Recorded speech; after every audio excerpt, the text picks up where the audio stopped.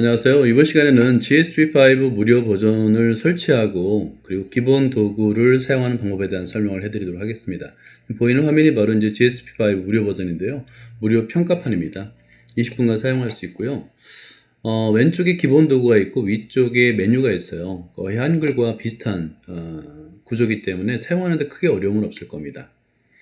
시작해 볼게요. 먼저 이제 GSP5 무료 버전을 설치하는 방법을 설명해 드릴게요. 인터넷 익스플로러를 여시고요. 크롬으로 해도 됩니다. 검색창에 수학사랑이라고 입력을 하신 다음에 검색을 하게 되면 메뉴에 수학사랑 이 홈페이지 주소가 나오고요. 홈페이지에 들어가서 이 소프트웨어가 있습니다. 이 소프트웨어, 수학 소프트웨어를 클릭하게 되면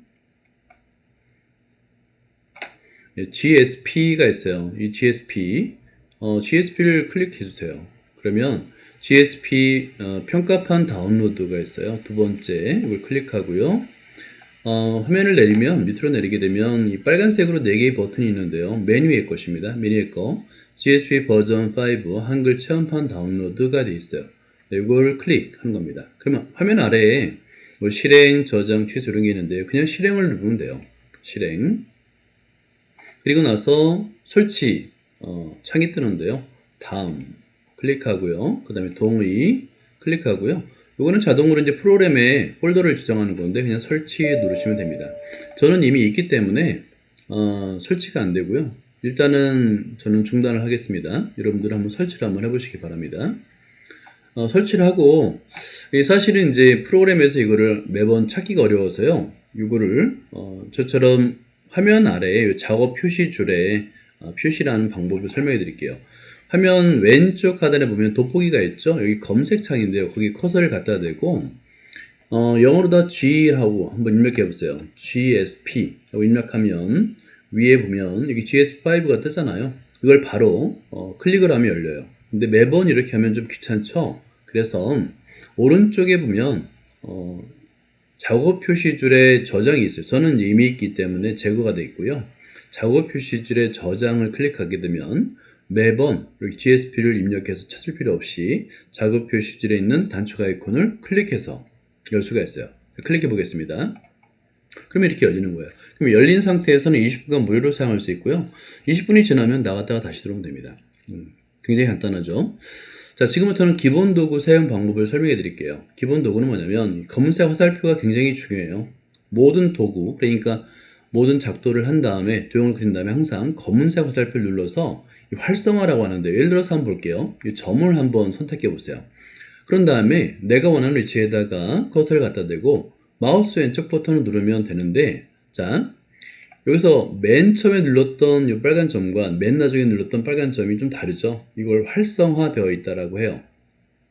그래서 작도가 끝나면 항상 이 검은색 화살표를 선택한 다음에 바탕화면에 빈 곳 아무데나 클릭을 하면 이렇게 활성화가 다 해제가 됩니다.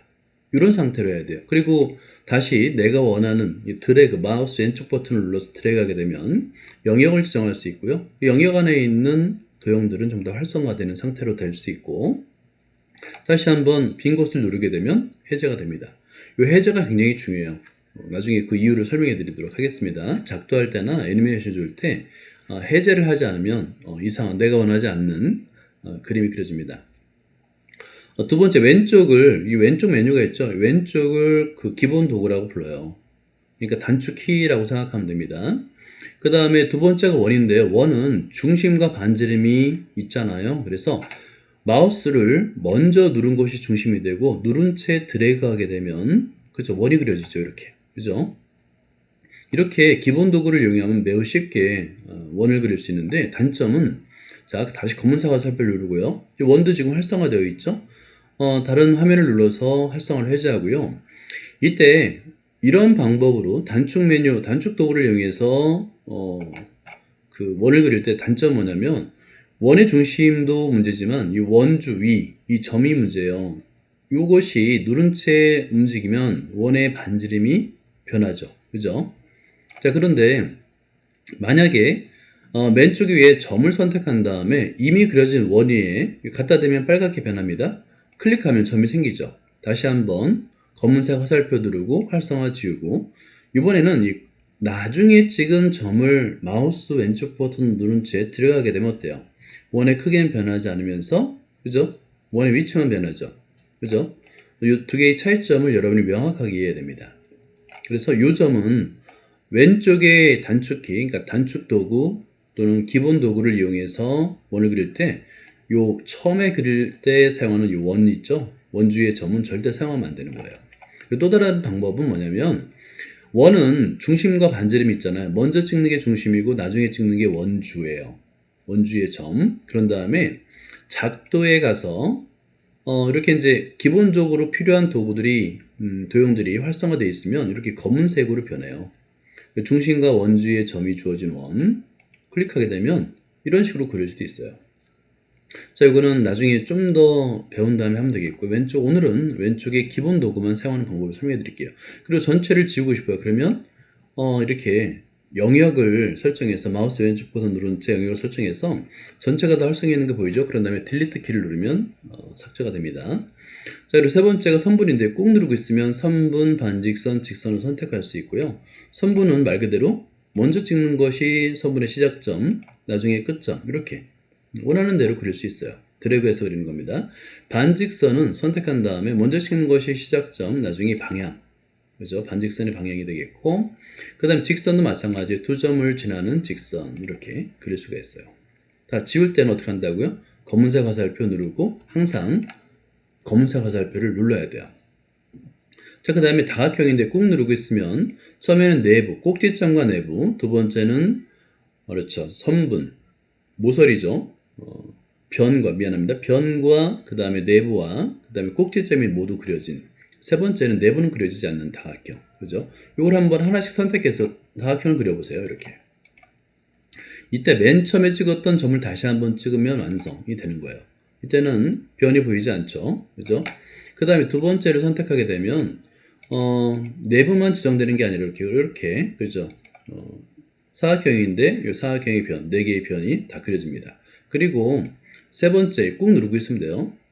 세 번째는 뭐냐면 내부가 지정이 안 되는 거예요. 이렇게. 그러면 보통의 경우는 세 번째를 그리게 되는데, 그러면 자, 맨 처음에 내부를 지정하지 않은 상태에서 나중에 내부를 지정할 수 있느냐? 있어요. 이 꼭지점만 활성화합니다. 이 꼭지점은 시계 방향 또는 시계 반대 방향으로 일정하게 돌아가야 돼요. 네 개 모두 활성화되어 있죠. 이 상태에서 작도로 가게 되면 사각형의 내부, 이렇게 나중에 지정할 수도 있어요.